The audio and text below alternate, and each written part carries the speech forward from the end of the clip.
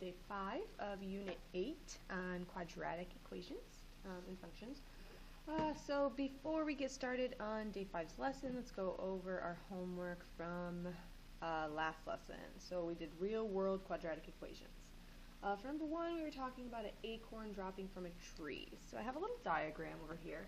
Remember, whenever we are doing our real world problems, our x usually represents time, can't have negative time, and height, we're talking about above 0. So remember that all of your numbers are not going to be, they're all going to be positive, so they'll be in the first quadrant. So what I did here was I showed kind of a sketch of what we're looking at. So I know that now if you had this whole parabola, it would look obviously like this. But we don't need that. So the acorn starts at 70 feet up in the air, and then it's dropped. Remember, the origin represents 0 seconds. So as it falls down, time's going by, time's going by. So I want to know, what is the x value at this 0? Okay. Now if you find both of the zeros, like I have right here, the one will be negative, that one we don't care about. The one we do care about is the one right here, because again, think about dropping an actual acorn. Number 1, you're going to be in the positives, and number 2, it's going to be hitting the ground. Think of your x-axis, or your t, think of that as the ground. Okay, so after about 2.1 seconds, the ball hits the ground. Question number 2, we have another quadratic equation. Notice all of these quadratic equations you've got for this homework are negative. Whenever we're talking about real world examples, they are basically, dropping an object falling, something like that. So they're always going to be concave down and have a maximum. And the maximum height would be the vertex, which represents at what time the object will be at the highest point.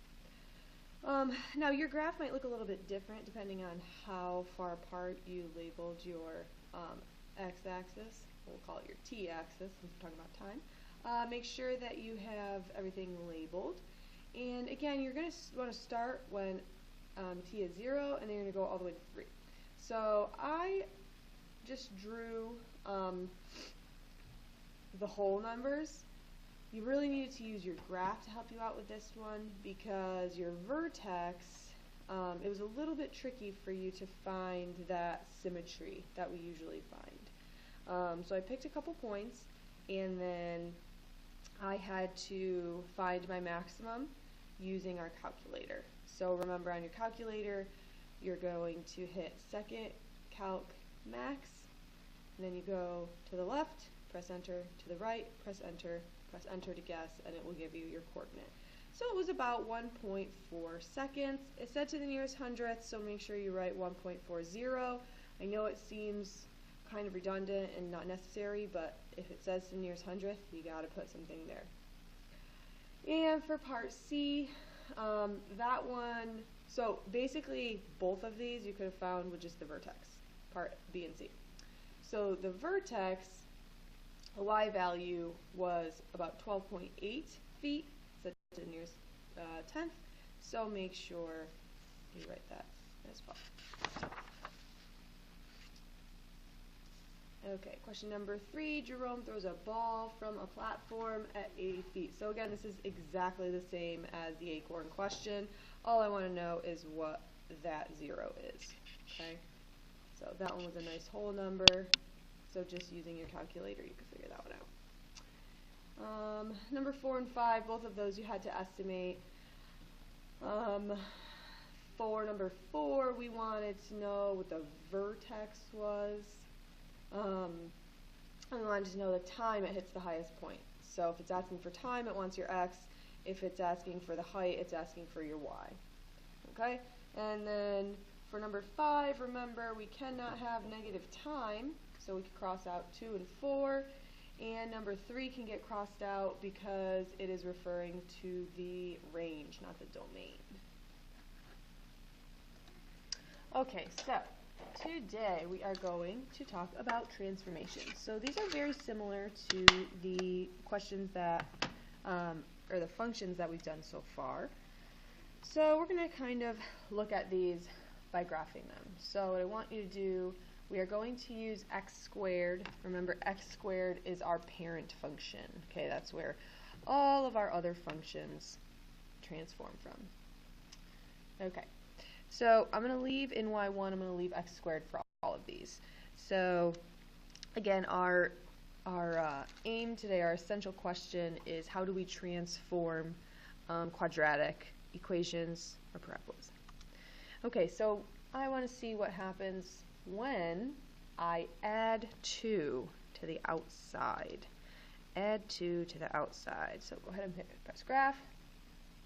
So you're looking at that vertex. Okay, notice that my first vertex is at 0, 0. That's my x squared. And then my second vertex is right there. So the parabola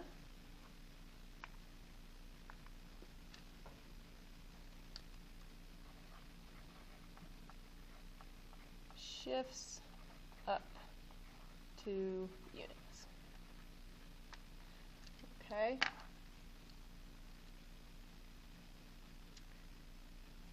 Now if I change that to a minus 4, there's your original.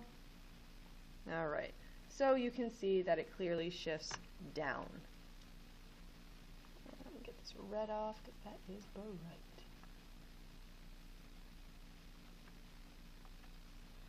So shifts down 4 units. So when you do your homework later, I want you to make sure, I want you to say up, down, left, right, wider, narrower, etc. But what I want you to be sure to say is how many units. So be specific. Okay. Now we are going to change it. All right. We're going to do 3x squared and see what happens. There's your original. And there's your 3x squared. So as you can see, it gets wider. So the parabola, I'm sorry, narrower, gets narrower. Just looking ahead. All right, so hopefully in your head you're thinking, oh, well, if that gets wider, then when I do this next one, it should get narrower. Okay, so let's see, I have 0.5x squared. Graph that. There's your x squared, and there's your 1/2 x squared. So this got wider. Okay, and now we're going to see what happens when you negate it. Okay, so when you negate it, we get negative x squared. There's my original, and there's my negative. So this one, the parabola reflects over the x-axis. Now I'm hoping that these are all sounding familiar because with other functions they literally do the same exact thing. Okay, so just a couple of rules for translating.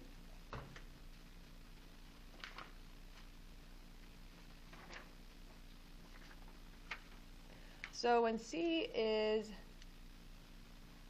positive,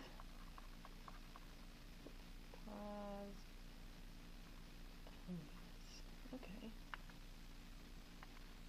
try this again. When C is positive, it will translate the graph up. When C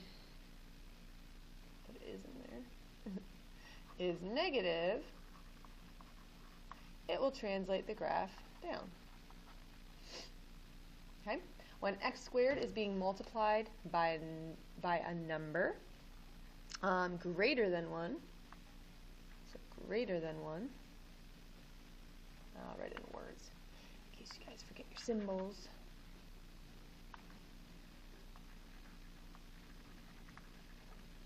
Greater than 1, it will become more narrow. And when it is multiplied, let me put this up,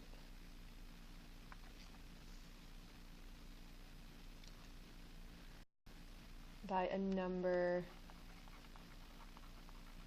between 0 and 1, the graph becomes wider. Okay, and when x squared is negated, the graph is reflected over the x-axis. Okay. Okay, so for this question, number 6, we're going to pay very close attention to notation. So we have the function f of x, and they're telling us that the vertex is 2, -1. And we want to know how, so find the coordinates of the vertex of the parabola defined by f of x minus 2. Okay, so what that means, and let's write this. So this is going to be g of x is equal to, so everywhere we see an x, we're going to write a minus 2. So it's going to be x minus 2 squared minus 4x minus 2 plus 3. So again, all I did was everywhere I see an x, I'm going to make a parenthesis and make it an x minus 2. That's all that I did.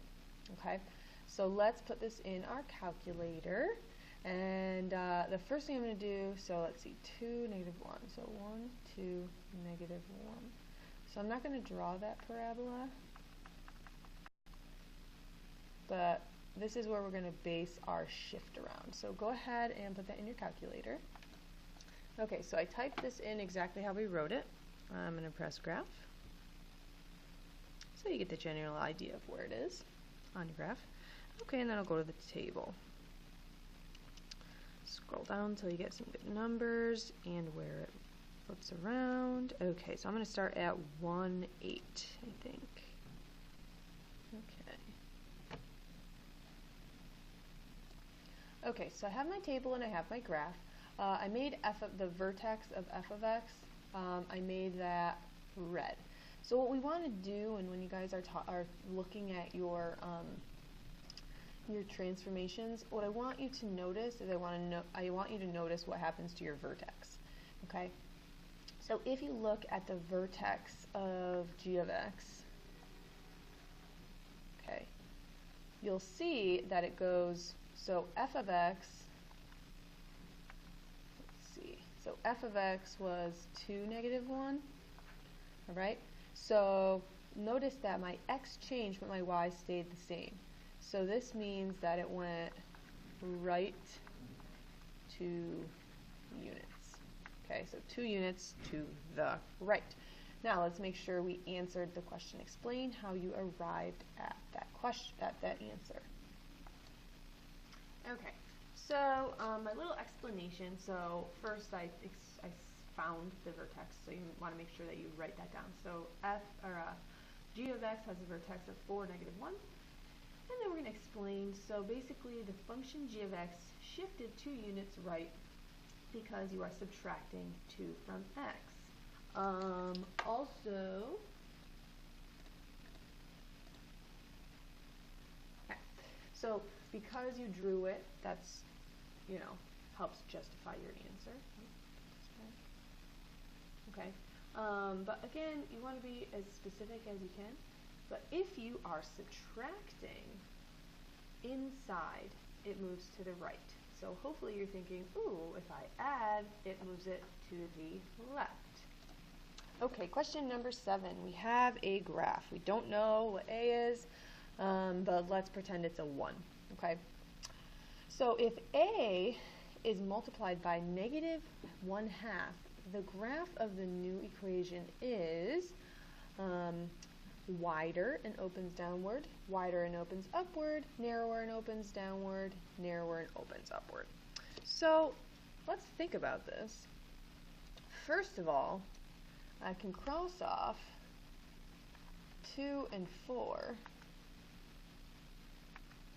And the reason for that is, remember, negating reflects over the x-axis. Okay, so it's definitely going to be opening downward. Okay, the next thing is that we are multiplying by a 1/2. So remember, so we're multiplying by a number that's between 0, I'll call A, and 1, so it's going to be wider.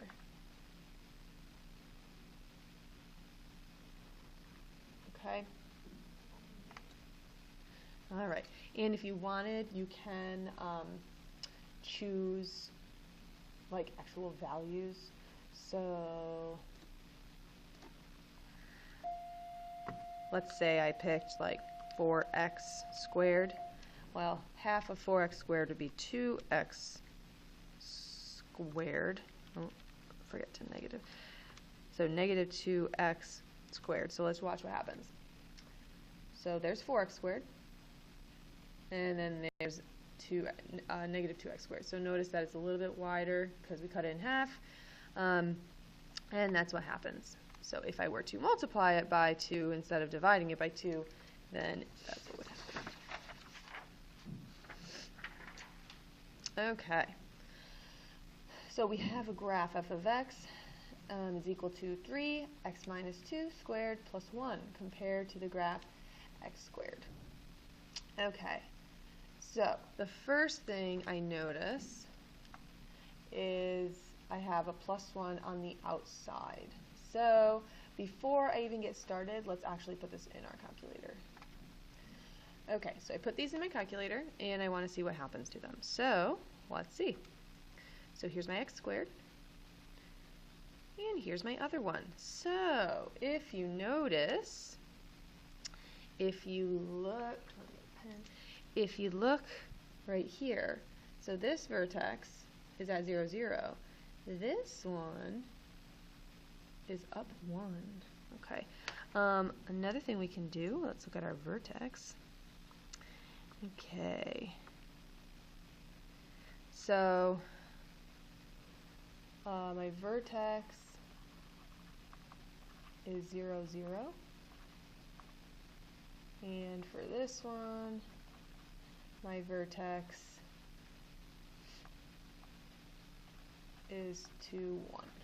Okay, so let's look at what happened. So as I'm going from f of x to g of x, so let's see which we're looking at. So number 1, the graph f of x is wider than the graph g of x. So let's look at this. Okay.